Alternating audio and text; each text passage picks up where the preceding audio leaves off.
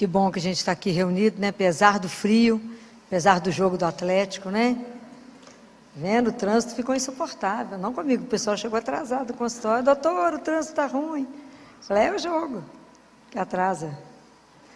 Muito bem, mas é um prazer a gente estar aqui reunido na presença de Deus. Pensem sempre isso. Nós estamos aqui na presença dEle. Então, esse domingo, a igreja celebrou a festa de... Muito bem, Pedro e Paulo. Pedro e Paulo, quando eu fico pensando assim, que hoje a nossa fé veio do testemunho desses homens. Veio desses homens que tiveram um encontro com o Senhor. E nós, por isso, a nossa igreja, ela é católica, ela é apostólica, porque ela veio dos apóstolos. A fé que eu professo é daqueles homens que testemunharam Jesus vivo. Da experiência que eles tiveram com Jesus. E aí eu quero fazer uma pergunta para vocês. Vocês acham, nós estamos vivendo uma época difícil, né? Está fácil, não. Vocês acham que a igreja católica acaba um dia?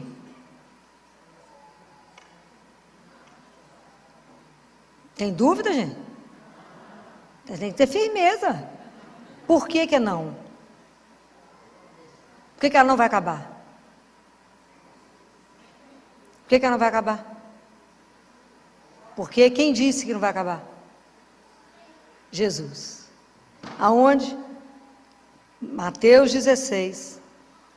E ele fala, Mateus capítulo 16, versículo 18, ele fala: Tu és Pedro, e sobre essa pedra edificarei a minha igreja, e as portas do inferno nunca prevalecerão contra ela. Nossa Senhora disse naquele livro, Os Sacerdotes, os Filhos Prediletos de Maria, Satanás é incansável para poder tentar armar contra nós, mas Deus é mais incansável em nos proteger contra ele. Então a nossa segurança está em quem? Nele. Ok? Então, isso nunca poderá balançar o seu coração. Por maiores problemas que a gente viver, guardem essa palavra: as portas do inferno nunca prevalecerão contra a igreja de Deus. Ok? Quem está na barca de Pedro ainda continua, é Jesus, ele não foi embora. Então, ele está conosco. E nós formamos esse corpo místico de Cristo, que a gente ainda não tem dimensão do que isso significa. Mas por que eu hoje quis que a gente pensasse sobre Pedro e Paulo? Porque é a nossa história de conversão. Muitas vezes, a gente chegou até Jesus porque alguém nos trouxe. Porque alguém nos apresentou. Mas chega um momento da nossa maturidade da fé, que se a gente não tiver um encontro pessoal com Jesus, nós não vamos permanecer. Esse encontro pessoal, ele é decisivo. Assim como Pedro teve um encontro pessoal com Jesus. Ele estava lá pescando, quando Jesus faz o milagre da pesca no barco dele, ele fala: Senhor, vai embora, sabe por quê? Eu sou pecador demais, fica perto de mim não.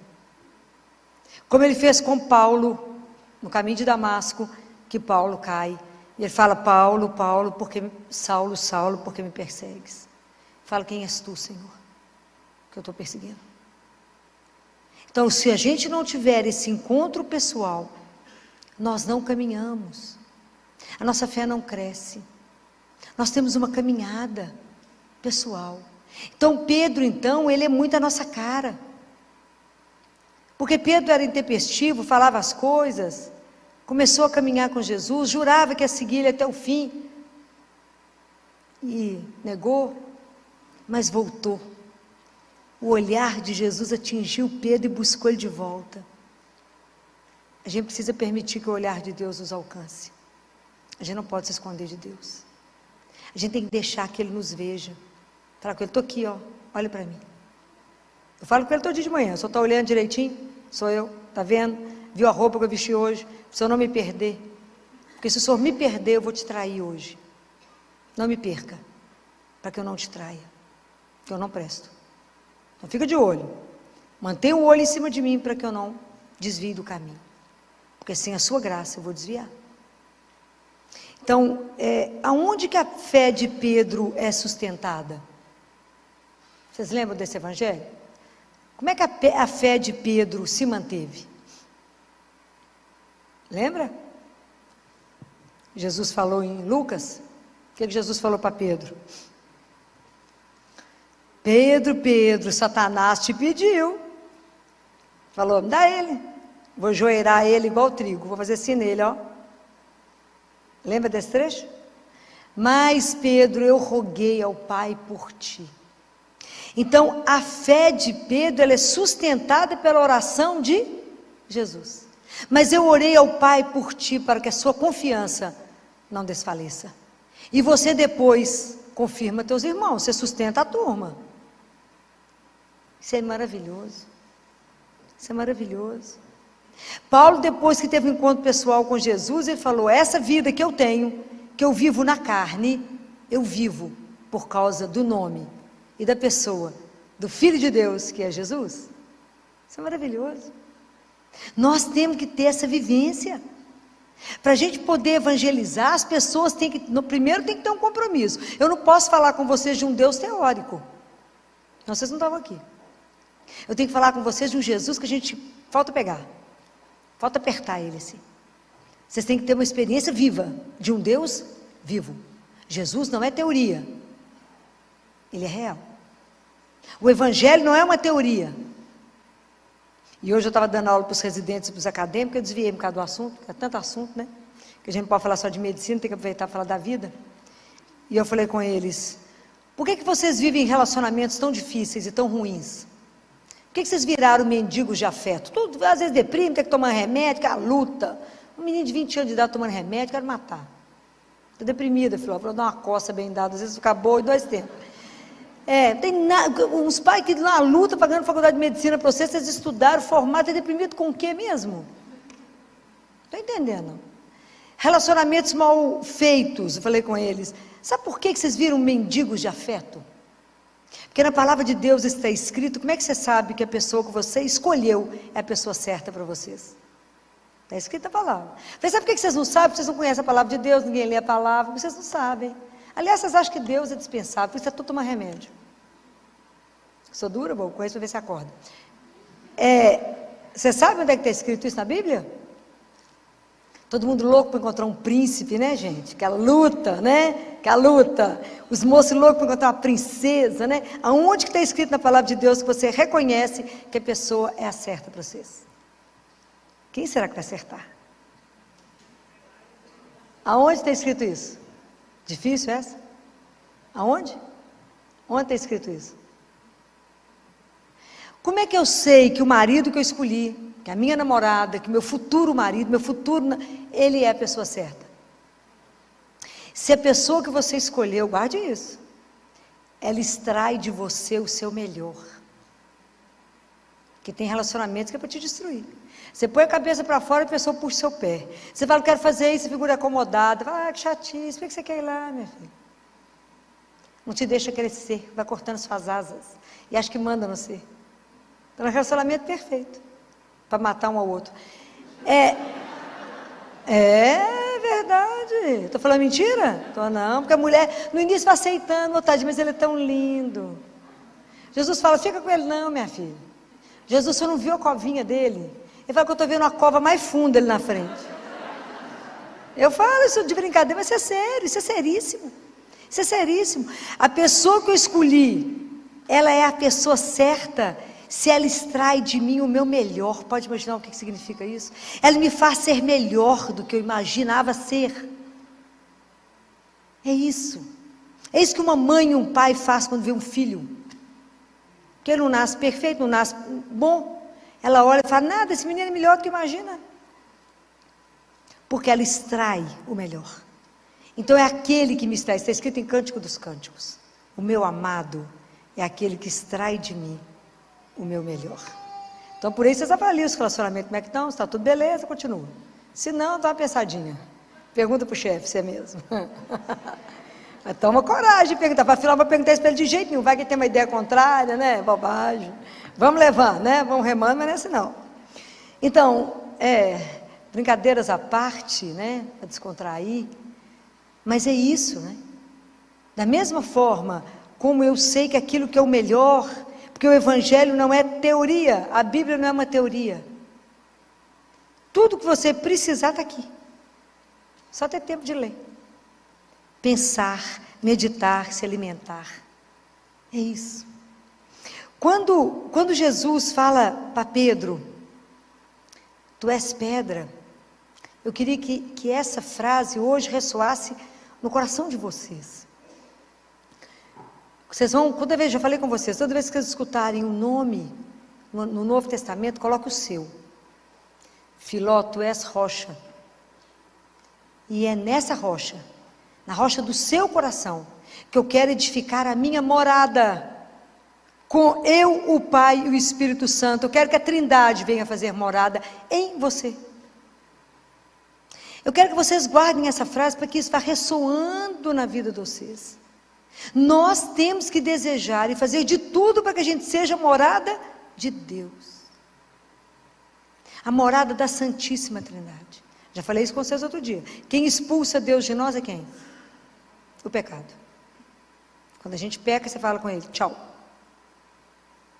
Ok? Porque precisa voltar à confissão.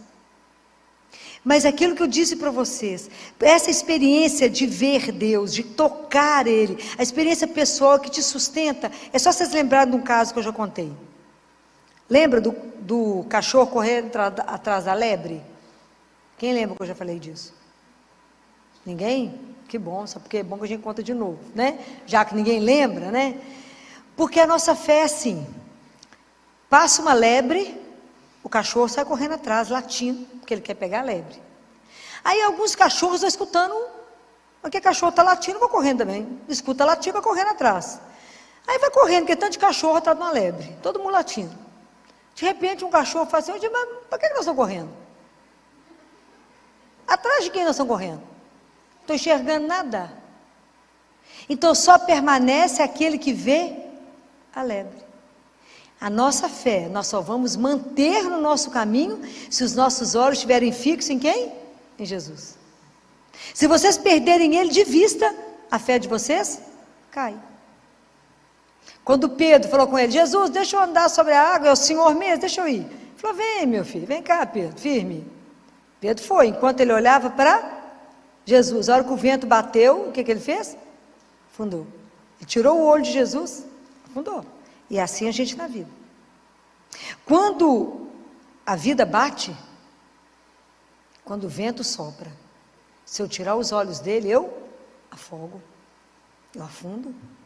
Então isso é uma experiência, para que eu possa viver uma experiência forte de Deus na minha vida, que vai ser decisivo, que eu viva uma vida de uma fé madura, e não uma fé que a onda bate eu vou, a onda vai e eu volto, para que eu possa crescer na minha fé com Deus.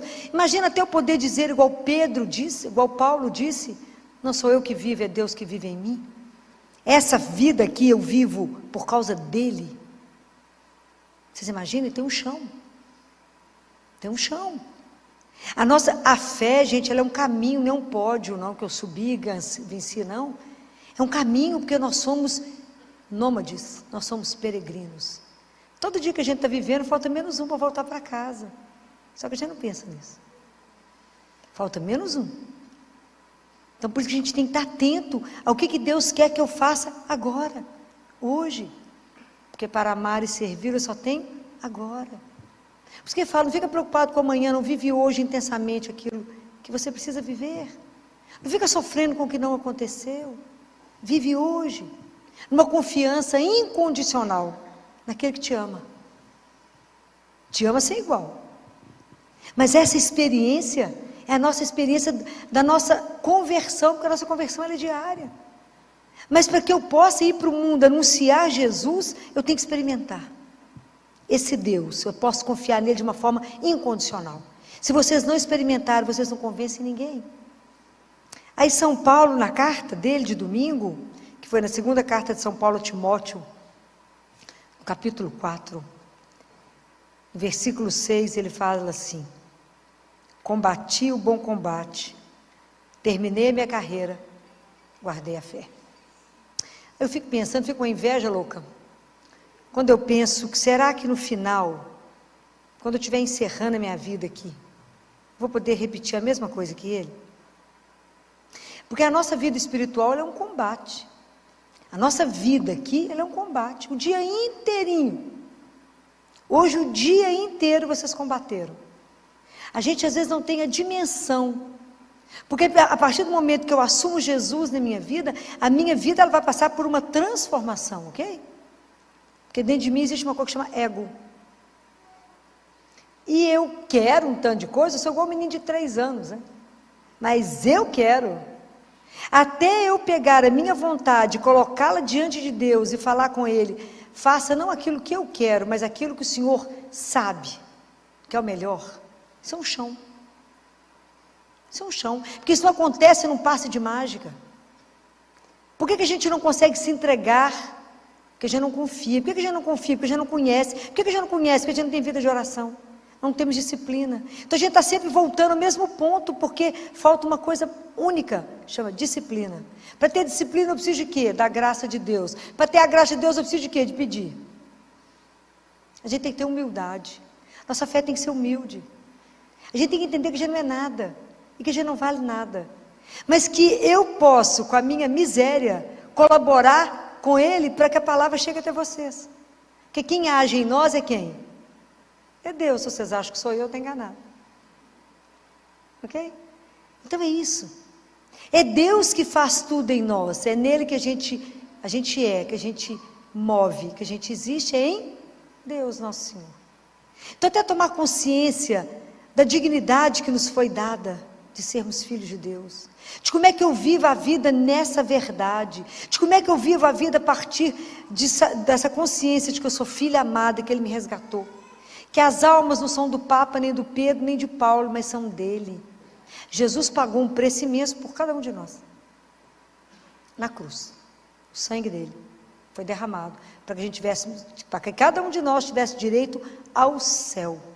Por isso a gente caminha aqui sem medo da vida e sem medo da morte. O cristão não pode ter medo da morte, pois a morte é a porta que me abre para voltar para casa, para poder olhar para aquela coisa maravilhosa, para Ele tirar o véu e nos mostrar o Pai. Pode imaginar o que vai ser? Isso é uma coisa surreal. A gente não tem dimensão para que fomos feitos para uma vida que é eterna, que nós não sabemos, que é a beleza daquilo que Ele reserva para os filhos dele. A gente não tem dimensão. É maravilhoso. Aliás, é melhor Ele nem deixar ninguém saber, né? Porque o negócio deve ser tão escandaloso que a gente vai querer ir embora. Já falei com vocês que São Bento, depois que teve a experiência de ir, voltou meio aéreo. Eu ia voltar completamente louca. Diz que ele estava meio sempre aéreo, andando aqui, mas voado. Claro, devia estar com a cabeça lá. Com tudo que ele viu, não falou nada, né? Porque é homem, né? Que se tivesse mandado uma mulherzinha, já sabia tudo. Já falei, já fiz essa queixa. Eu falei, se o senhor tivesse levado uma mulherzinha, já sabia todos os detalhes do céu. Já tinha contado tudo aqui embaixo. Mas mandou 2 homens, ficaram mudos. Pedro, foi Paulo, e São Bento, ó. Vê. Você pergunta para o menino quando chega da escola, o que aconteceu lá hoje? Nada. Fala, não pode. Como é que seu pai está pagando uma escola cara, você não fez nada lá hoje? Pergunta para a menina o que aconteceu na escola. Até a cor do batom da professora você sabe. Deus é que não sabe do detalhe. Levou os homens, não levou as mulheres. Que a gente ia saber todos os detalhes, os últimos modelitos do céu, tudo a gente ia saber, mas é que não sabemos nada. Deixa a gente só na curiosidade. Então, quando eu penso isso, que quando Deus me coloca na minha profissão, você na sua, seja naquilo que Deus te colocou, nós temos que ter o compromisso cristão. Então, cada um de nós tem que ser o melhor profissional que alguém pode encontrar. Eu faço bolo. O seu bolo tem que ser o melhor bolo do mundo. Eu tenho que pôr todo o amor ali. Eu tenho que fazer aquilo que Ele me deu para fazer com o melhor. Qual que é a marca do cristão? Que eu vou continuar insistindo com vocês. Tem 2 coisas que as pessoas têm que olhar para nós, e sem a gente abrir a boca, elas têm que reconhecer que a gente pertence a Deus. Alegria. Cristão triste ninguém merece, né, gente? Não está com Deus, está com outra coisa. E a outra? Qual a outra marca que nós carregamos?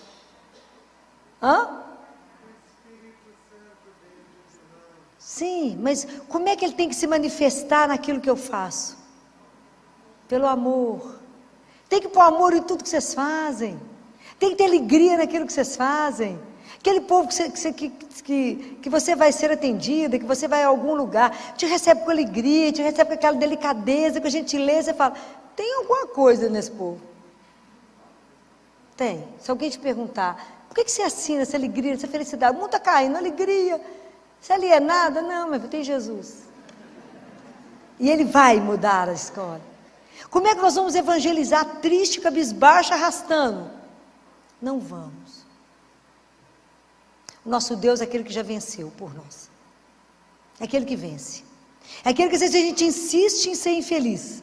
Insiste em carregar o peso das coisas e falar, ó vida, só tomando remédio para melhorar. Eu te falo, tem um remédio maravilhoso, chama Eucaristia. A oportunidade que eu tenho de encontrar com Deus vivo. É Deus que me escuta, isso não é uma ilusão. O encontro com Jesus vivo, ele é real. Quando eu comungo, eu não toco na orla do manto dele, eu recebo ele inteiro. Corpo, sangue, alma e divindade. É para morrer de chorar. Tem alguma coisa te entristecendo? Vá no Santíssimo.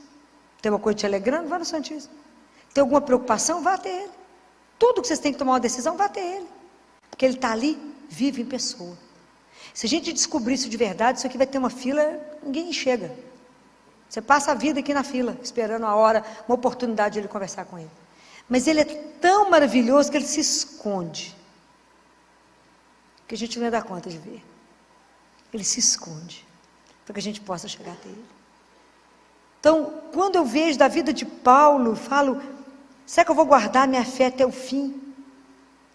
Quando Jesus falava na Bíblia, fala, será que quando eu voltar eu vou encontrar fé no mundo? Ele pergunta. Então eu falei com ele, bem que você está esperto mesmo, porque tem hora que eu acho que até não, amigo. Campanha contra você é pesada, bem pesada. Contra a família, contra a dignidade daquilo que você é, porque é melhor você não saber o que você é. Então os meninos estão todos confusos, sofrendo. Família é bobagem, Deus é uma ilusão.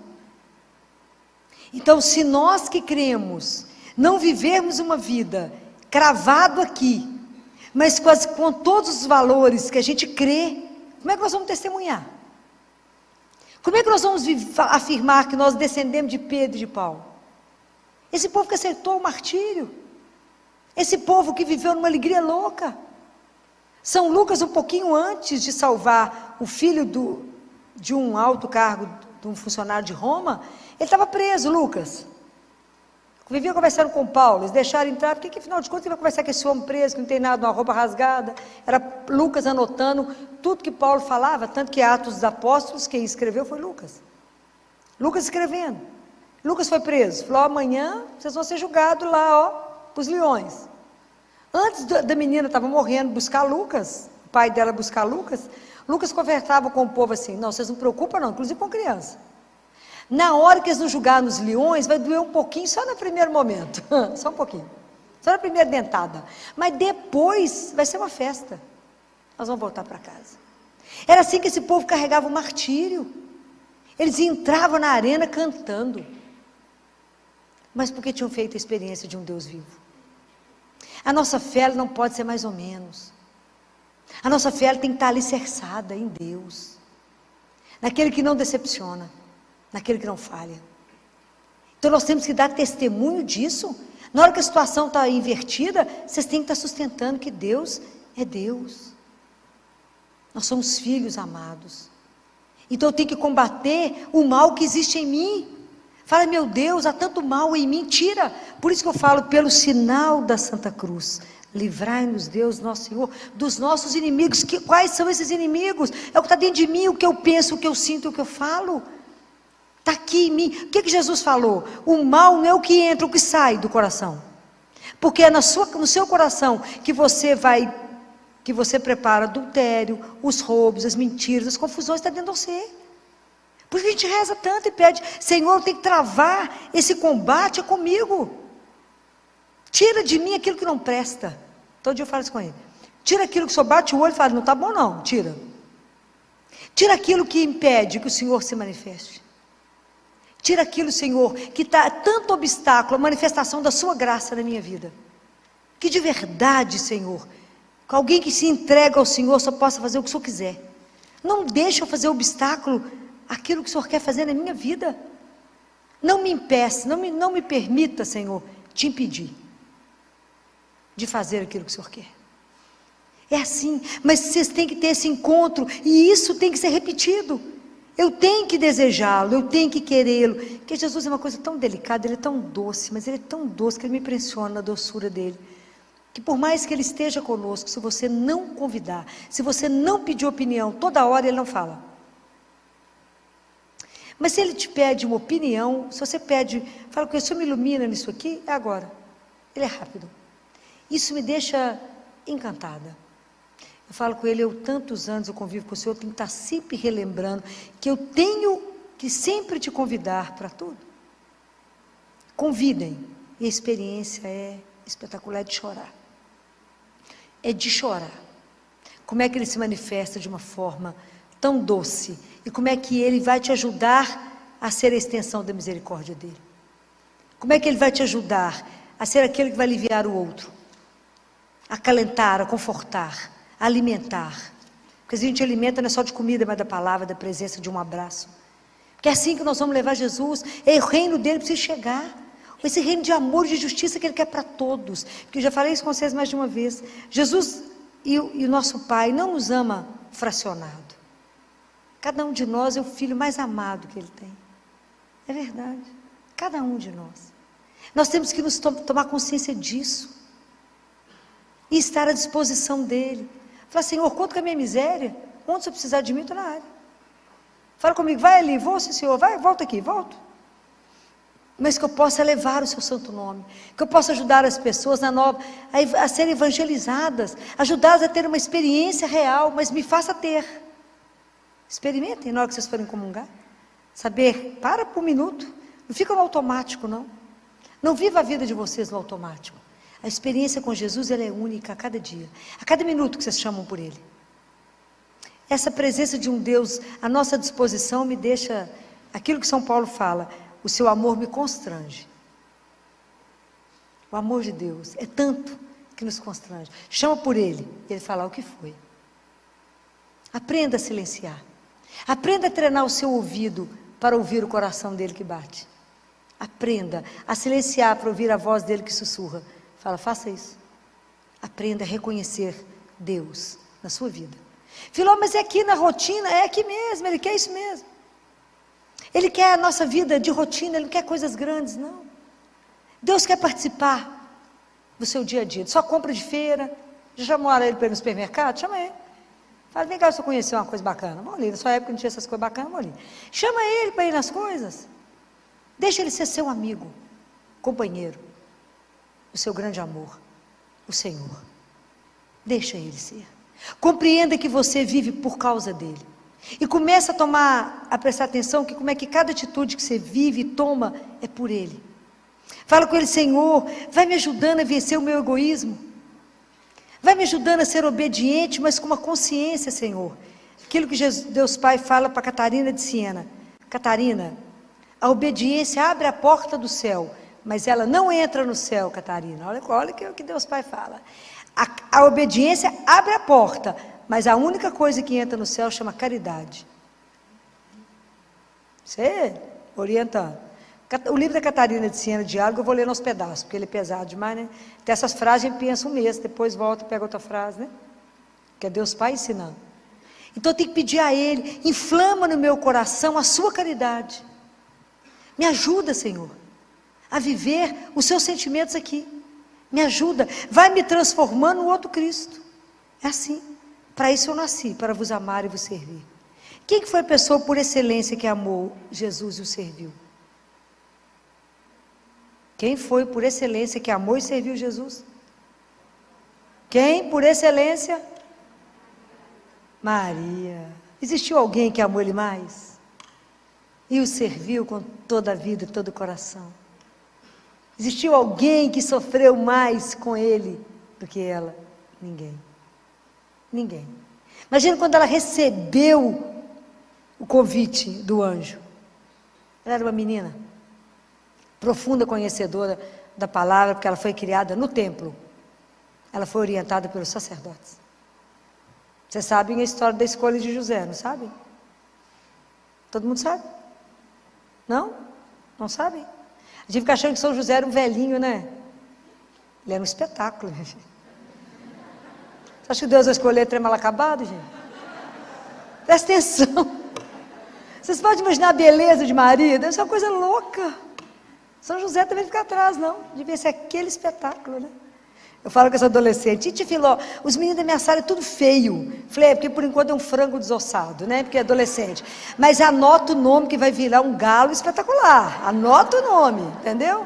Vai anotando o endereço, fica de olho, porque esse negócio vai virar um galo. Por enquanto é um frango desossado, né?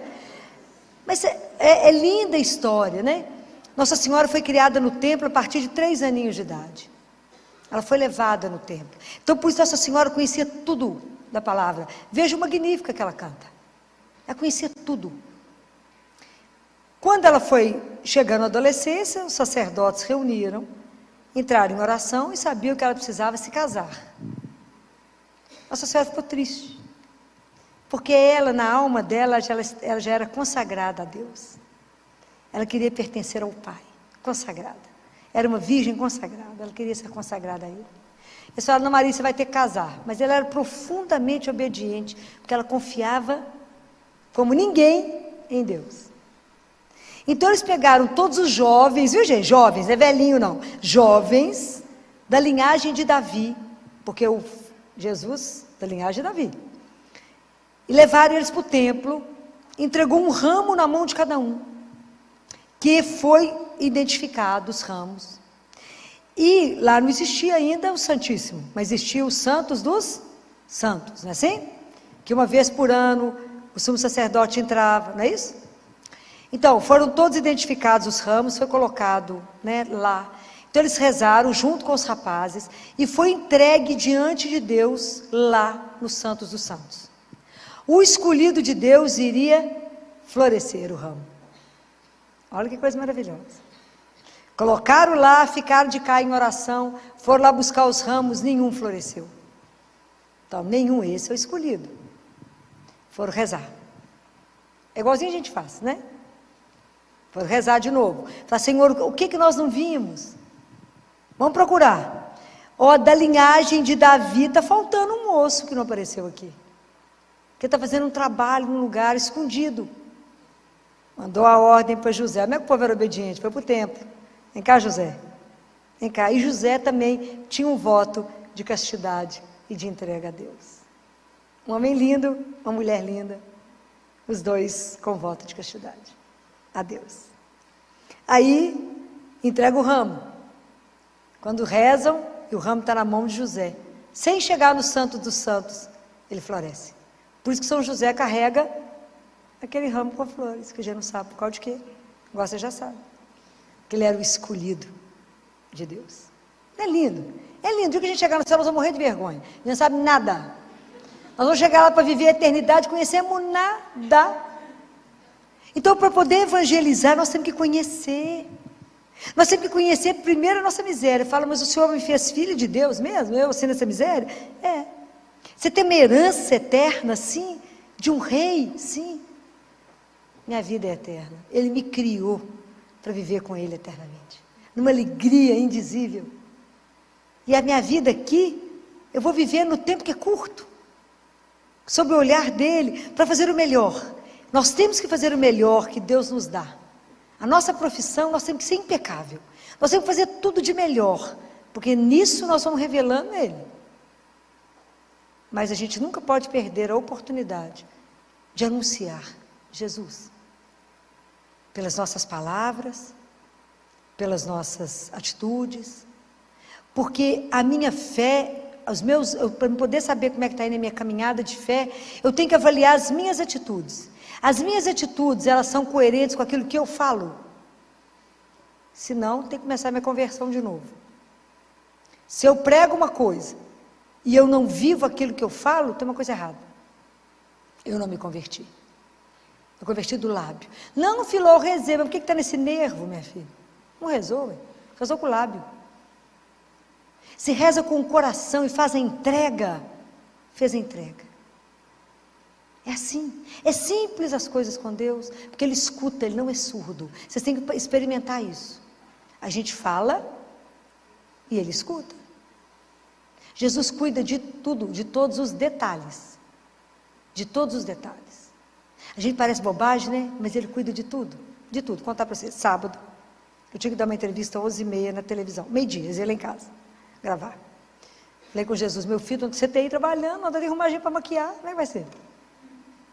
Liguei para a menina que me maquia e falei, minha filha, eu preciso de você lá em casa às 11 horas, vou sair do CTI, vai estar tudo certo. Chegar lá em casa ventado, sem maquia, eles esperam um tiquinho, até que eles vão colocando as luzes e tal, demora. Então dá tempo de você acabar de maquiar. Aí eu mandei mensagem, Filó, minha filha, posso não? Tem cliente 11h30. Falei com Jesus, o que nós vamos fazer? Ah, vão sem nada mesmo, né? O que vai fazer? Vai dar tempo não, como é que eu vou arrumar alguém que vai vir aqui em casa me maquiar? Falei, o senhor resolve, né? Afinal de contas, o assunto é o senhor mesmo, resolve. Se eu vou parecer muito mal acabado, você vai dar para dar uma melhorada, né, meu filho? O senhor resolve. Passa um pouco mais tarde, liga a maquiadora. Filó, você acredita que do nada a pessoa que eu ia maquiar às 11h30 me ligou e falou, você não pode trocar comigo para 9h30, não? Falei, do nada? Isso para mim tem outro nome.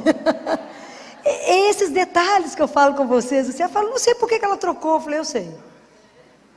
Eu sei por que trocou. São esses detalhes, são esses cuidados. Que quando você coloca lá, Filó, mas é isso, até isso você coloca? Tudo coloco. Todos os detalhes, nós dividimos, né? A vida é parceria, né? Tudo é dividido. O dia que vocês aprenderem a viver isso, fica mais fácil, fica mais leve, vocês verão que Ele de verdade, Ele cuida de cada detalhe que você fala. Não é possível que Ele prestou atenção nisso. Prestou. Por quê? Já falei com vocês, por quê? Porque Ele te ama. É por causa do amor. É o amor que faz Ele agir dessa forma em prol de você. É o amor que faz Deus te preceder em cada coisa, em cada reunião que você vai, em cada coisa difícil que você vai fazer. Fala, eu estou com medo, fala, não preocupa não, Ele já está lá, à sua espera. E já melhorou a história. Pode ir, sem medo, porque você contou com Ele, porque você confia nele. Ele fala, eu não deixo um filho meu ser decepcionado. Por quê? Porque Ele não pode, por causa do amor. Há o dia que a gente acreditar. Há o dia que a gente vivia como filho dele, na alegria de acordar a cada dia com decisão, de pular da cama e falar, a seu dispor, para isso levantei. Para quê? Para vos amar. Então só me leva do jeito que você quiser hoje. O que vai acontecer? Não importa, o senhor já viu. O que me aconteceu, eu sei que é para o meu bem. Por quê? Porque eu confio no seu amor por mim. Essa é a beleza da gente poder viver o que esses homens levaram à vida. Esses homens não importaram de ser crucificados de cabeça para baixo. Paulo falou, vou cortar sua cabeça. Ele falou, tranquilo, vai cortar. E o que ele fala com esse romano que cuidava dele, era um alto posto, ele estava preso. E o cara fala com ele, você não vai me convencer? Ele fala, mas eu não tenho essa pretensão de convencê-lo. Existirá um momento que Ele vai te olhar nos olhos. Nesse momento, você cairá. Quando Ele te olhar no fundo de seus olhos. E Paulo fala com ele, tem um mar lindo e Paulo fala com ele. Porque o homem pega a água, e Paulo faz assim, pega a água aqui e acha que isso é a vida. E não percebe que ela escorre no meio dos dedos. O que eu estou te falando não é desse punhado de água que você pega e que escorre, não. Eu estou te falando do mar inteiro, meu filho. Compreende a diferença? Então, quando eu estou falando para vocês de Deus, é de algo eterno, e onipotente, onipresente, de um tamanho sem igual.